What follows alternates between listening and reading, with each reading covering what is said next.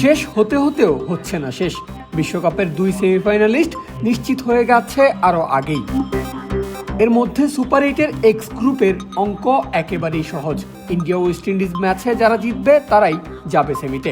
তবে গতকাল নিউজিল্যান্ড হেরে যাওয়ায় ওয়াই গ্রুপের হিসাবটা অনেক জটিল। আজ শনিবার সন্ধ্যায় মাঠে নামবে শ্রীলঙ্কা পাকিস্তান, যেখানে শ্রীলঙ্কা আগেই বাদ। তবে সেমিফাইনালের জন্য পাকিস্তানকে করতে হবে 2টা কাজ। প্রথমত অবশ্যই শ্রীলঙ্কা বিপক্ষে জিততে হবে, আর সেই জয় পাকদের পেতে হবে নির্দিষ্ট কিছু সমীকরণ মিলিয়ে। আগে ব্যাট করলে ম্যাচ জিততে হবে ন্যূনতম 64 রানে, আর পরে ব্যাট করলে জিততে হবে 13 ওভার 1 বলের মধ্যে।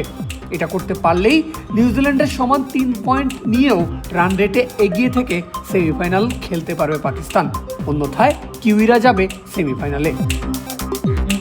বোঝাই যাচ্ছে পাকিস্তানের জন্য কাজটা মোটেও সহজ নয়। আর কঠিন এই সমীকরণ মেলানোর কাজে পাকিস্তানের তুরুপের তাস হতে পারেন ফাখার জামান। অন্তত দক্ষিণ আফ্রিকার সাবেক ক্রিকেটার ফাফ ডু প্লেসি তো তাই মনে করেন। এর জন্য পাকিস্তানকে ফাখারের ব্যাটিং অর্ডার তুলে নিয়ে আনার পরামর্শ দেন তিনি। আমি ফাখারকে 3-এ দেখতে চাই, এটা ইতিবাচক সমন্বয় হবে। এর আগে ফাখার 3-এ খেলেছেন এবং সাফল্য পেয়েছেন, 4 নম্বরও সফল তিনি। এখানে ফাখার রান করছে, আর এটা করলেই ভালো হবে বলে মনে হচ্ছে।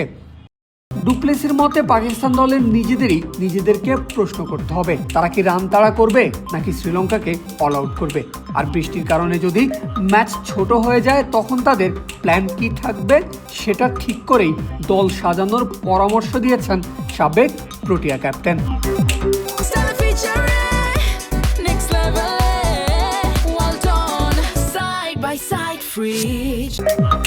এদিকে সেমি নিশ্চিতের জন্য ফাখার জামানের বিকল্প দেখছেন না পাকিস্তানের সাবেক পেসার মোহাম্মদ আমিরও। তিনি ফাখারকে দেখতে চান ওপেনিংয়ে। বাবর আজম ও সাইম আইয়ুবকে তো একাদশেরই বাইরে রাখছেন মোহাম্মদ আমির। পাশাপাশি হার্ড হিটিংয়ে সক্ষম খাজা নাফেকে খেলানোর পরামর্শ দিয়েছেন বিশ্বকাপ জয়ী এই পেসার। আমির বলেন, টপ অর্ডারে খেলতে হবে সাহিবজাদা ফারহান, ফাখার জামান, সালমান আগা ও খাজা নাফেকে।